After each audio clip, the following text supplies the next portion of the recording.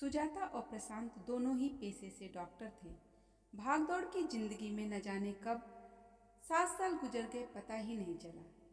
फिर एक बार माँ के कहने पर उसे इस बात का एहसास हुआ कि हाँ, उसके जीवन में कुछ कमी है। वह कमी थी संतान की। उसे माँ की बात शायद सही लगी, इसलिए शादी के 8वें साल में उसने बेटे को जन्म दिया। बच्चे की परवरिश से वाकई सुजाता की लाइफ काफ़ी संघर्षपूर्ण वाली हो गई थी। उसे एक पल भी चैन नहीं था। वह सुबह उठते ही तैयार होकर हॉस्पिटल जाती, पेशेंट देखती, फिर भागते भागते बच्चे के पास पहुंचती। इस बीच माँ ने कई बार समझाया, बेटा तुम लोग पैसे रुपए से संपन्न हो, तुम 1-2 साल के लिए नौकरी छोड़ दो। तुम्हारा बेटा अभी बहुत छोटा है, उसे ब्रेस्ट फीडिंग की ज़रूरत है, उसे तुम्हारे प्यार और ममता की ज़रूरत है। वैसे तो मैं हूँ ही देखभाल के लिए, पर माँ की जगह कोई भी नहीं ले सकता। अगर पैसे की कोई मजबूरी होती तो मैं समझ सकती थी, लेकिन भगवान का दिया हुआ सब कुछ है तुम्हारे पास। इतने सालों का वर्क एक्सपीरियंस है, 1-2 साल नौकरी ड्रॉप भी कर दोगी तो भी आगे नौकरी मिलने में कोई समस्या नहीं आएगी। सुजाता को कहीं न कहीं ये बात बुरी लगती कि शायद माँ बच्चा संभालना नहीं चाहती है, इसीलिए बार बार कह रही है। जैसे ही उसको इस बात का एहसास हुआ कहीं न कहीं उसके बच्चे की परवरिश में कुछ कमी आ रही है, तो उसने फौरन बच्चे के लिए केयर टेकर रख लिया, जो उसकी गैर मौजूदगी में उसके बेटे का पूरा ख्याल रखती, जिसके कारण सुजाता को भी बेटे की पल पल की चिंता से मुक्ति मिल गई। तुषार का अब स्कूल जाने का समय आ गया था। सुजाता उसे अपनी ही तरह एजुकेटेड बनाने का सपना देखती थी। साथ ही उस समय प्रशांत और सुजाता अपना एक खुद का हॉस्पिटल खोलने की सोच रहे थे। इस वजह से वो दोनों ज़्यादा व्यस्त रहते थे।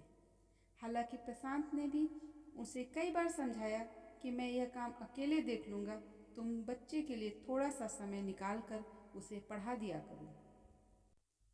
पर सुजाता का सपना था खुद का हॉस्पिटल खोलने का, इसलिए वो इस प्रोजेक्ट को जल्दी से जल्दी खत्म करना चाहती थी।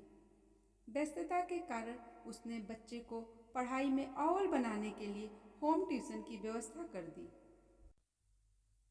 धीरे धीरे तुषार बहुत जिद्दी होने लगा।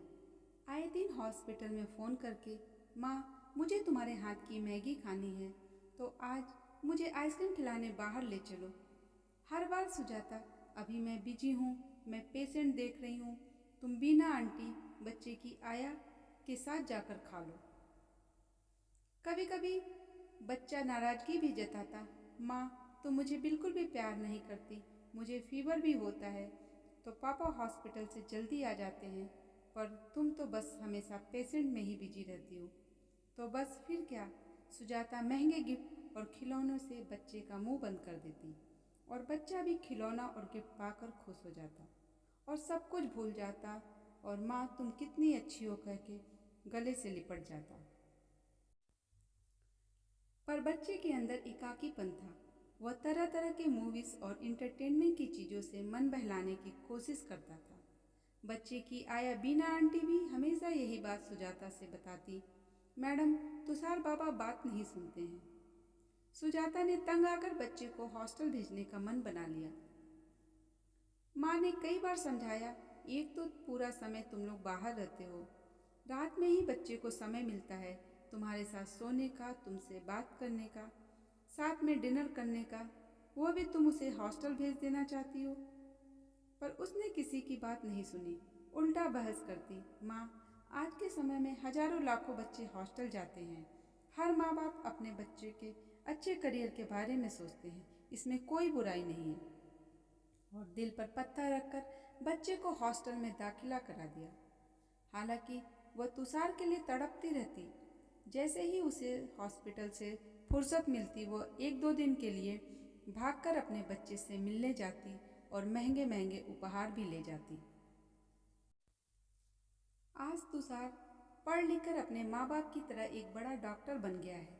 पूरे शहर में उसके नाम के चर्चे थे। माँ बाप का सिर गर्व से ऊंचा हो गया। बहुत अरमानों और धूमधाम के साथ अपने बेटे की शादी की। तुषार को बहुत ही प्यार करने वाली और सुलझी हुई पत्नी मिली।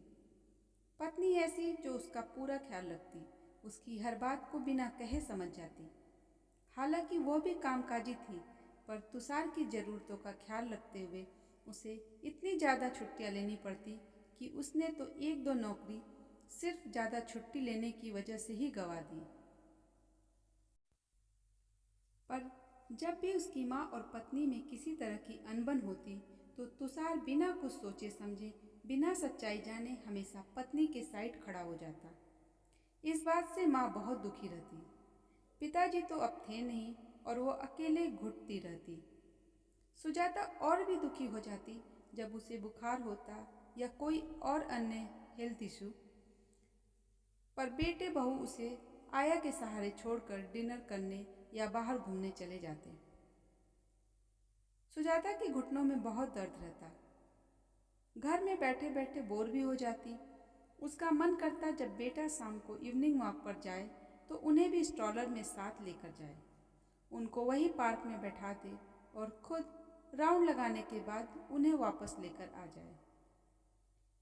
जब बेटे से अपनी इच्छा जाहिर की तो उसने एक अलग से आया रख दी जो उनका ख्याल रखे। जब भी उनका मन करे, जब भी वो बोर हो तो उन्हें बाहर घुमाने ले जाए। एक दिन बेटा ऑफिस से भागते भागते आया और माँ के पैर छूते हुए खुशी से अपनी बात बताना शुरू किया। माँ, अमेरिका के एक बड़े हॉस्पिटल से बुलावा आया है और मैं वहाँ जाना चाहता हूँ। इससे मेरे करियर में ग्रोथ आएगी। अमेरिका जैसे देश में रहना शान की बात है। बड़ी बड़ी बिल्डिंगें, स्टाइलिश गाड़ियाँ और कितनी अच्छी रोड है वहाँ की कि जितनी तारीफ की जाए कम है, और सैलरी भी वो बहुत अच्छी दे रहे हैं। तुम और पापा तो हमेशा से यही चाहते थे कि मैं बड़ा आदमी बनूं। आज तुम्हारा सपना पूरा हो गया। मुझे अगले ही महीने जाना है। माँ ने कहा, बेटा मुझे तो ढेरों बीमारियां घेर ली हैं, यहाँ पर मैं कैसे रहूँगी अकेले। तो बेटे ने तुरंत बोला, आप चिंता ना करें, मैं आपके लिए अच्छे से अच्छा कुक रखूँगा जो आपकी बीपी शुगर जैसी बीमारियों को देखते हुए खाना बनाएगी। आपके लिए 2-3 आया रख दूँगा जो आपका पूरा ख्याल रखेगी। और यह कहते हुए उसने माँ को गले से लगा लिया। माँ, आज मैं बहुत खुश हूँ, मुझे विदेश जाने का मौका मिल रहा है। आई लव यू माँ। सुजाता अंदर से दुखी थी पर कुछ कह नहीं सकी। फिर वह दिन भी आया जब बेटे बहू विदेश चले गए और माँ यहाँ अकेले पड़ गई। सफलता और संपन्नता समझाने के साथ साथ अपने बच्चे को अपनेपन का एहसास भी कराना चाहिए ताकि रिश्तों में मिठास बनी रहे। ऐसी क्या कमी रह गई थी सुजाता की परवरिश में जो उसे आज ऐसा दिन देखना पड़ा। आखिर उसने तुषार को क्या नहीं दिया जिसके कारण वो आज उसे तन्हा छोड़कर चल दिया।